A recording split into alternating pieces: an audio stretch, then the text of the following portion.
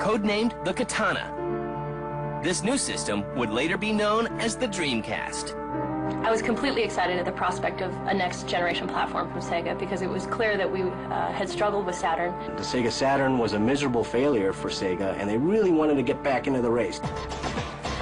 So they put out the Dreamcast way before any of these next-generation systems came out. But would gamers trust Sega after all of their past failures? Definitely what Sega was trying to incorporate into the Dreamcast, what they learned from the Saturn, was a broader audience. They were trying to make it a gamer machine for everybody. I mean, they were really trying to shift gears there. It was a really crucial time for Sega. But it was also clear that the company had every intent of rejoining the battle, and we were all ready to rejoin the battle.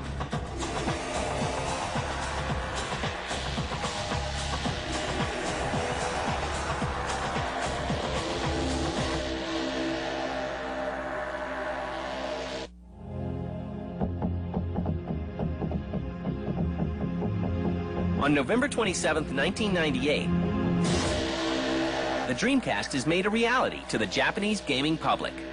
One of the key events for all game consoles is the Japanese launch. Japanese launches up to this point were something big. I mean, really big. The Japanese government requested companies to not launch their game systems during weekdays because it cut down on national productivity. Trains would be slowed down as they go by Akihabara, which is the electric town in Tokyo. Japanese people loved good graphics. At that time, Dreamcast was very great graphics, so everyone was excited about it. But the launch is not without its problems. Due to manufacturing glitches, Sega fails to meet shipping goals for the console. So with Dreamcast, they missed their first window of opportunity because NEC was making their graphics chip, and there weren't enough available for a full launch. So a lot of people left stores empty-handed. The image of the time of the Sega Dreamcast, I think, with the Japanese public looks like maybe Sega's turning over a new leaf. It's kind of it was a new feeling for Sega, I think, and they really had a successful job of arousing interest in the public and showing that they were maybe ready to start something really strong here. It was Sega's next big console after the Sega Saturn. The Sega Saturn was a miserable failure for Sega, and they really wanted to get back into the race. So they put out the Dreamcast way before any of these next-generation systems came out.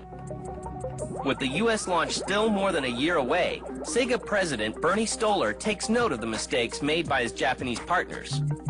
And I was interested in rebuilding Sega, re-establishing the strength that it once had, both in software and hardware, and rebuild a team that became a world-class team to help drive an organization. And that's what I wanted to do, and I believe that the team did that. It's not about one individual, it's about a team. What I can say about Bernie Stolar is that he did a lot of things really, really right. You compare the Japanese launch of Dreamcast to the U.S. launch of Dreamcast, and Bernie had the publicity in place. He had the enthusiasts really rallied so that they were excited. While Sega is poised to take the U.S. by storm, Sony is set to shake up the video game world.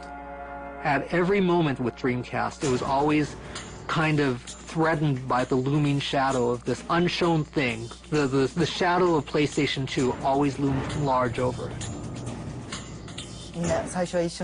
At the beginning, everyone was very excited and behind the Sega Dreamcast, but as time went on, more and more focus shifted towards the PlayStation 2. Then, as early as March in 1999, just really a couple of months later, Ken Kutaragi unveiled PlayStation 2. And it was so much more powerful than Dreamcast, and it could do so much more than Dreamcast. Sony, frankly, was very effective in holding out that promise to gamers. I think to a certain extent they succeeded in convincing their existing PlayStation 1 audience not to get a Dreamcast and to wait until this mythical new system was going to appear. The Dreamcast excites American gamers, with pre-orders for the console reaching 300,000, shattering the record of 100,000 set by the PlayStation in 1995. We really had to reestablish ourselves as a company and gain the consumer confidence back. And they were very, very aggressive, pushing the whole idea of Dreamcast. There was a lot of excitement about the Sega name at that point. Less than 1 month before the launch of the Dreamcast, the team at Sega is dealt an unexpected blow. Right before the day itself, Bernie was fired from Sega. I didn't agree with who was at that then became my boss, Mr. Okawa. So we had a parting of the ways, and I left the company.